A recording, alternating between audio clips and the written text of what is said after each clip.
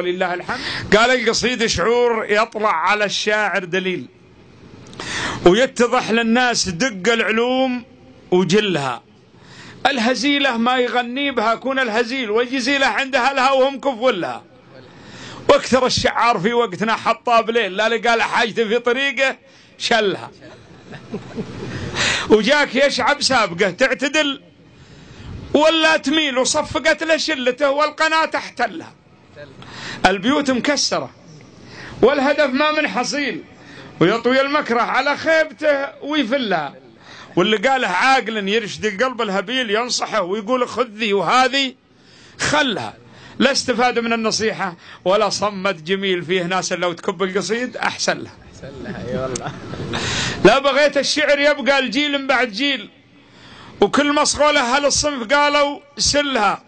فارتفع به فوق وابنه على معنى جزيل، وكل ما مريت هزله بدربك زلها. أي كلام الذرب يقنع ولو انه قليل، والسماجة كل رجل شريف يملها. والقصيدة انواع شيء كما حد الصقيل، كل ما توحيها الأعداء تزايد غلها. وعند من يعرف معانيه مثل السلسبيل الشعور يهزها والكبود يبلها. وشيء ما ينقال وانا على ربي دخيل من هزيلات السوالف ومن طبلها.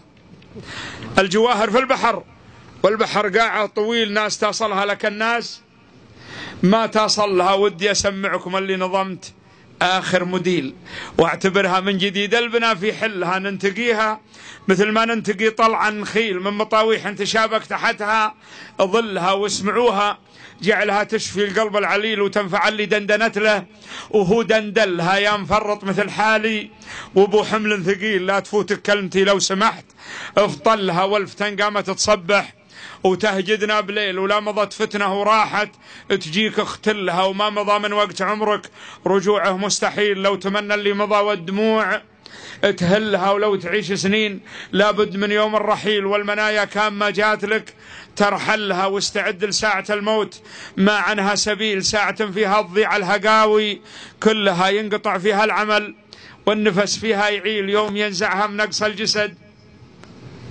ويتلها. واستعد الحفر ما معك فيها نزيل، ينقلونك فوق الأكتاف وتنزلها. تنفرد غير العمل، لا صديق ولا زميل، وحفرة فيها تخلى وحيد اعملها. تستوي فوقك وتسأل تحت كوم النثيل أسئلة ما كل من وجهت له حلها. كون من وفق وحقق رضا الرب الجليل، يلهمه ربه جميع الحجج ويدلها. واستعد الموقف العرض في يوم مهيل، كل نفس فيه يظهر عليها ذلها. في نهار تقرب الشمس منا طول ميل، ولا شجرت ولا حجرت النجي في ظلها. والعرق من شدة الكرب وديان تسيل وتنتظر كل المخاليق وش يحصل لها. ولو تعذر كل شيء عليها الله وكيل، كل نفس تجد أعمالها في سجلها.